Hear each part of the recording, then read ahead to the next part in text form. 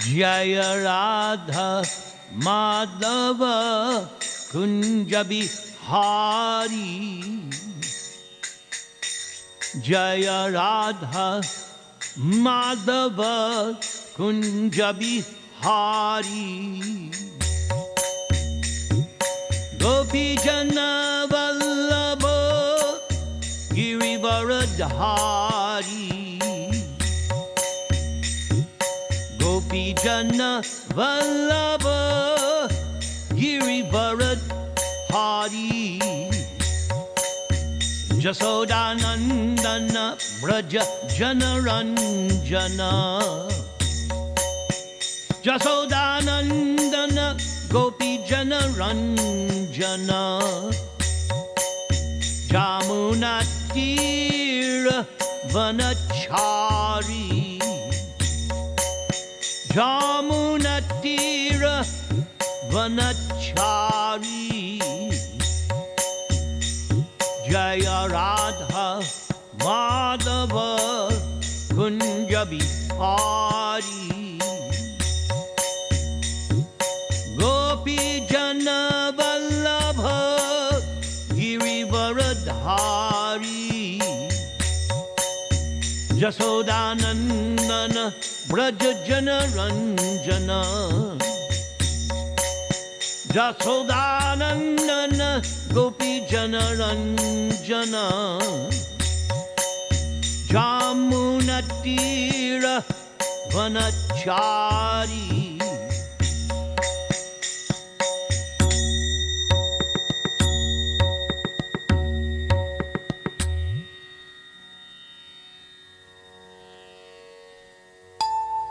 The following is taken from the first canto of Srimad Bhagavatam, chapter 15, entitled The Pandavas Retire Timely. Om Namah Bhagavate Vasudevaya. Sri Sutta Goswami then said to the sages of Naimisharanya, headed by Shaunaka Muni. Sometime after the battle of Kurukshetra, Arjuna went to Dwaraka to see Lord Sri Krishna and other friends, and also to learn from Krishna of his next activities. A few months passed, and still Arjuna did not return. Maharaj Yudhisthira then began observing some inauspicious omens, which were in themselves very fearful. Then Yudhisthira said to himself, I think that all these earthly disturbances indicate some greater loss to the good fortune of the world. The earth was fortunate to have been marked with the footprints of the lotus feet of Krishna, but these signs indicate that this will no longer be. And while Maharaj Yudhisthira was thus thinking to himself and observing the inauspicious signs, Arjuna came back from Dwaraka, the city of the Yadus. When Arjuna bowed at Yudhishthira's feet, the king noticed that Arjuna's dejection was unprecedented. Arjuna's head was down, and tears glided from his lotus-like eyes. And seeing Arjuna pale due to heartfelt anxieties, King Yudhishthira, remembering the indications of the sage Narada, questioned Arjuna in the midst of friends.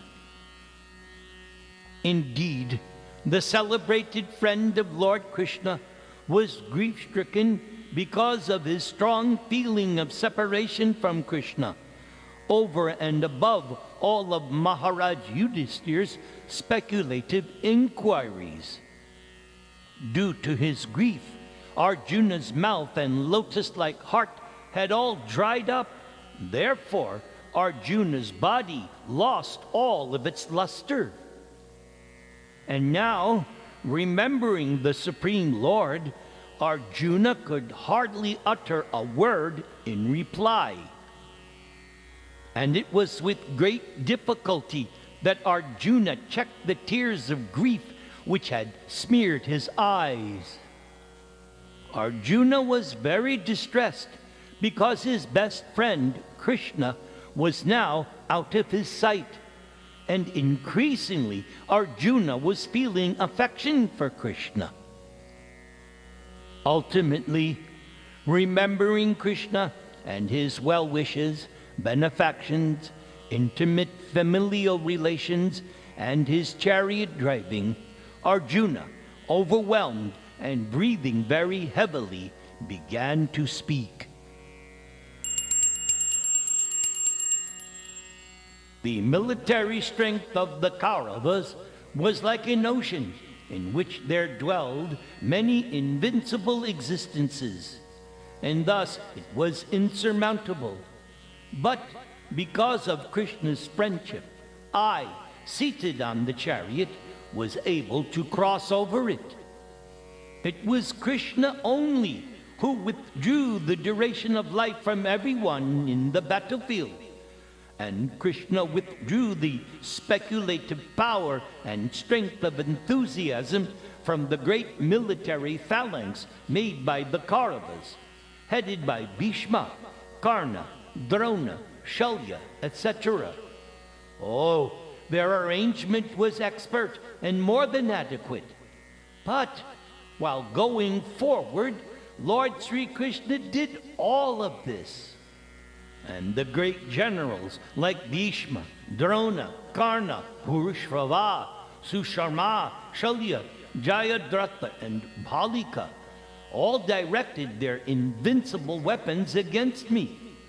But by Lord Krishna's grace, why, they could not even touch a hair on my head. Similarly, Prahlad Maharaj, the supreme devotee of Lord Nrsimha, was not affected by the weapons the demons used against him. It was by Krishna's mercy only that my enemies neglected to kill me when I descended from my chariot to get water for my thirsty horses.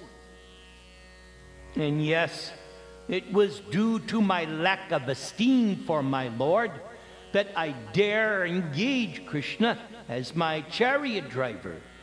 For Krishna is worshipped and offered services by the best of men to attain salvation.